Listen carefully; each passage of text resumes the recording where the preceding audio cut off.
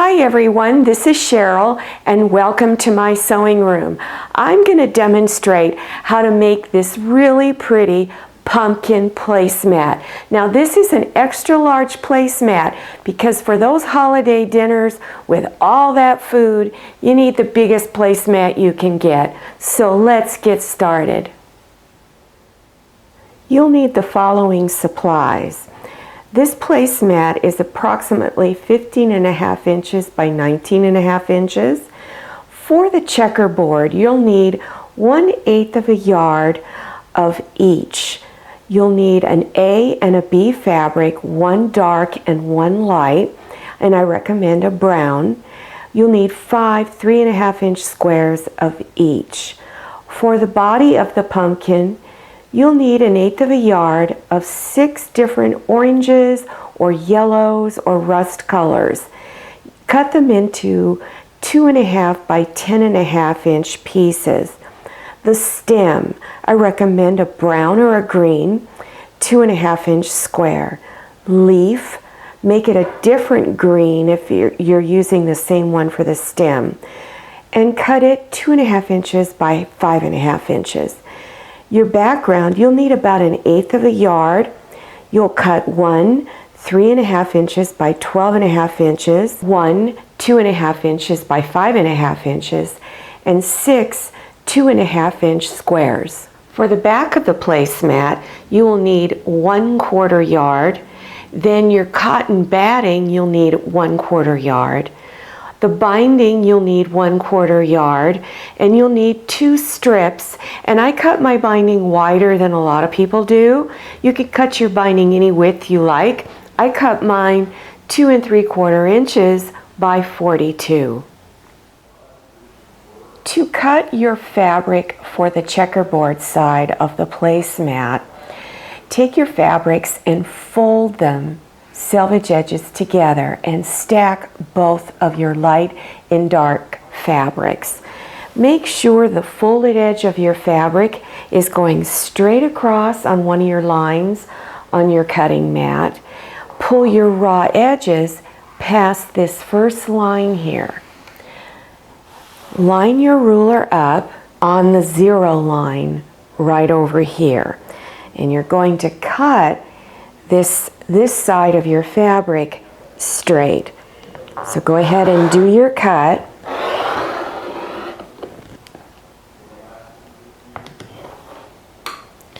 Now don't move your fabric, but move your ruler over 3.5 inches. And again, line that ruler up nice and straight.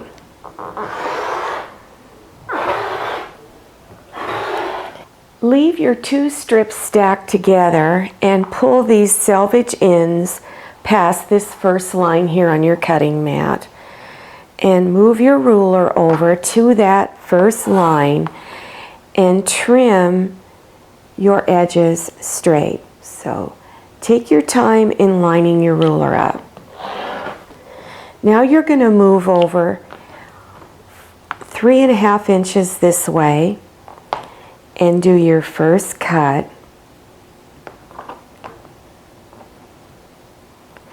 As I said, take your time lining everything up. Move it over again 3.5 inches, which would put you on the 7-inch line. And then cut. And move it one more time to the 10.5 inch line, which is another 3.5 inches. And do your last cut. For the pumpkin fabric, you're going to cut the 2.5 inch wide strips. I wouldn't stack any more than 2 fabrics at a time. You could do 3, but you might find that your fabric may not come out very even. Go ahead and line up your fabrics just like you did for the checkerboard fabric and cut this first edge straight.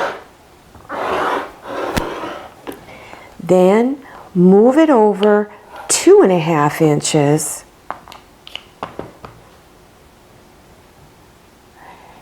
and line up that ruler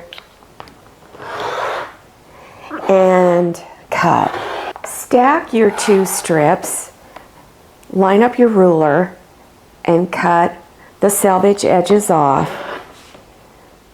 Then move your ruler over 10.5 inches and do your cut.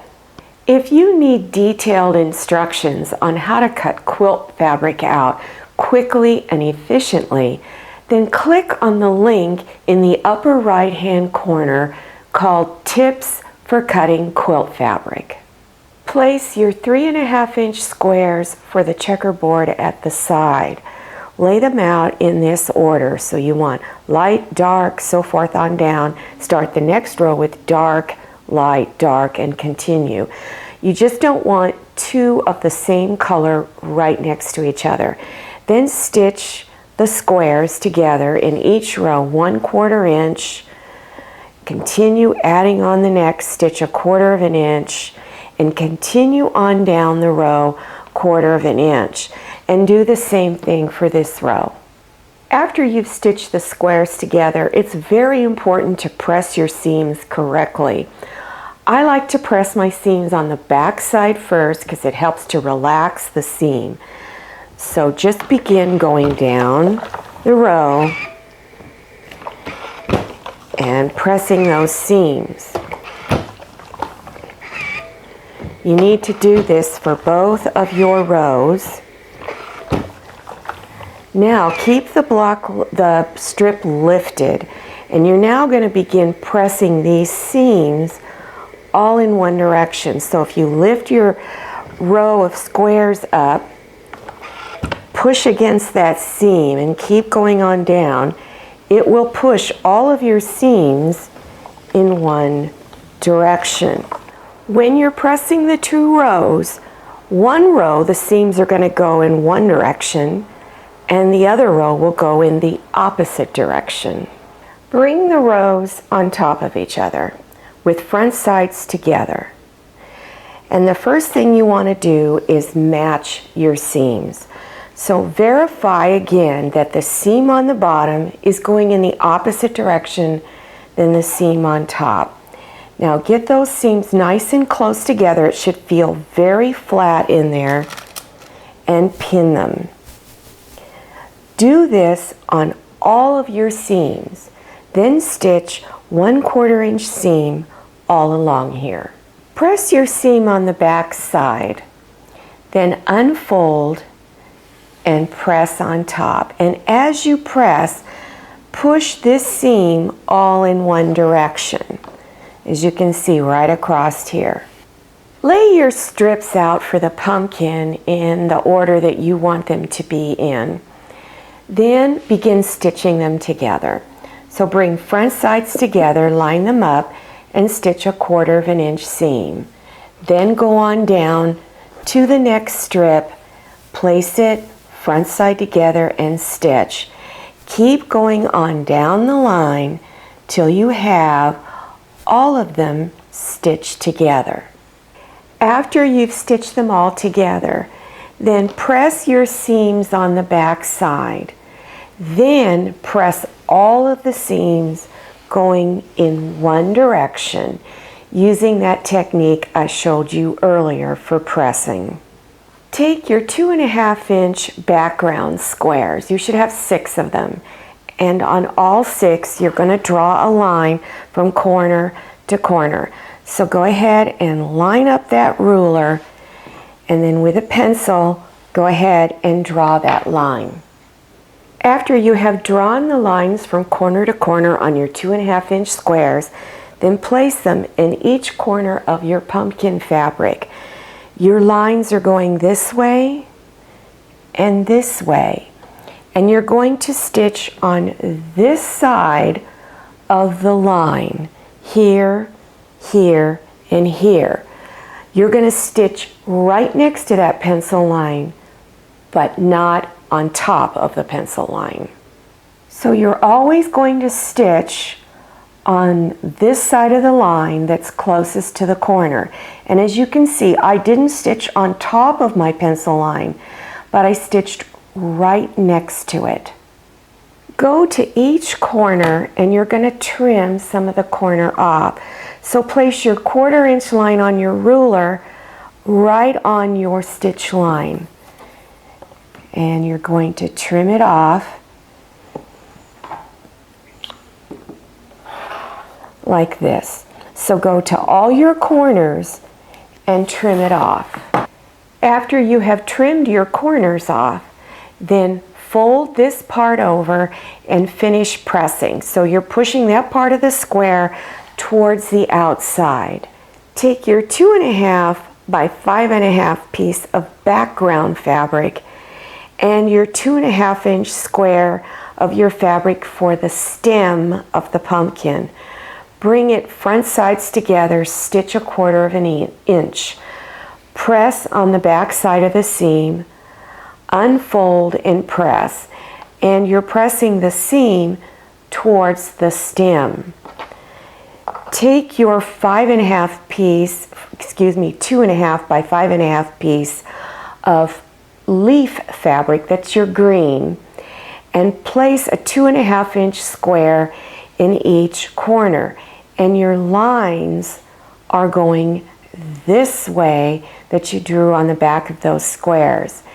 Stitch on this side of the line and stitch on this side of the line. Again, do not stitch on top of the pencil line, but right next to it. Then press your seam and trim it off. So you're going to lay your 1/4 inch seam, your 1/4 inch ruler line right on that seam and trim them off. Turn it, go on the other side and do the same thing.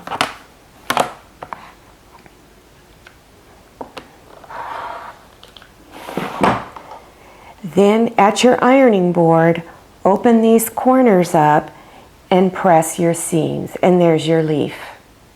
Bring the two sections together, front sides together, and stitch a 1/4 inch seam here. Then press and unfold, press on top, and then make sure you push this seam again towards the stem. Bring these two together, place it front side down, then stitch a 1/4 inch seam along here.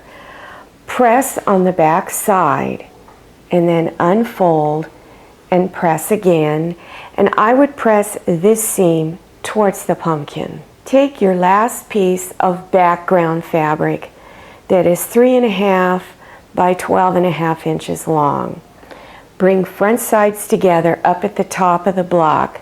Stitch a 1/4 inch seam. Press on the back side, unfold, and then press. Then take your checkerboard piece and bring it on top. And you could put this checkerboard piece either on the left or right hand side. It really doesn't matter. It's whatever your preference is. Stitch a 1/4 inch seam here, press, and then of course unfold and press on top. Now you're ready to put the cotton batting and fabric on the back. Place the fabric for the back with the pretty side down, front side down. Then place your cotton batting on top and then the top of your placemat.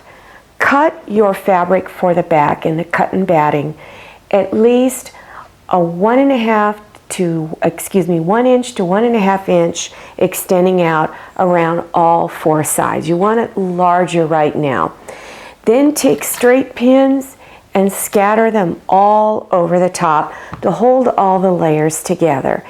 Then the next step is to do some quilting stitches. And if you're a beginner, you're not familiar with quilting stitches, one of the easiest to do is just do stitch in the ditch.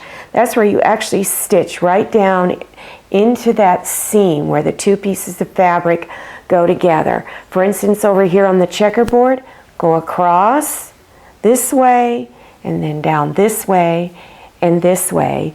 And then on the pumpkin, go all the way down all of the lines across, then go around the pumpkin, and then do the same thing around the stem and the leaf. If you have done quilting stitches before, here are some suggested patterns that you can do. You can do straight lines across and up and down 2 to 3 inches apart like that. You can also do them on a diagonal by going corner to corner. If you have decorative quilting stitches on your sewing machine, this is called the serpentine. You could use something like this, and again, you can do it on a diagonal. One of the things I highly recommend that you use is a walking presser foot. The walking presser foot helps to prevent the layers of your fabric from shifting apart. It also helps to prevent little tucks in your fabric as you are stitching. You can get these at sewing machine supply stores. You can go on the internet and buy it from sewing machine supply websites, and you can go on Amazon also. Just enter the name and model of your sewing machine and that you want a walking foot, and a variety of options will appear. After the quilting stitches are completed, then you need to trim this excess cotton batting and fabric off. Place your ruler up against the top of the placemat fabric and then begin trimming all 4 sides off. If you need instruction on how to put the binding on this placemat, then click on the link in the upper right hand corner called Fear of Quilt Binding. For other placemat and table runner projects, go to the green screen at the end of this video and click on the links. I hope you enjoyed this video. If you did, would you please click on that old thumbs up button, and don't forget to click on share to share this video with your friends. And if you haven't subscribed yet, click on that red subscribe button down there in the lower right hand corner of your screen.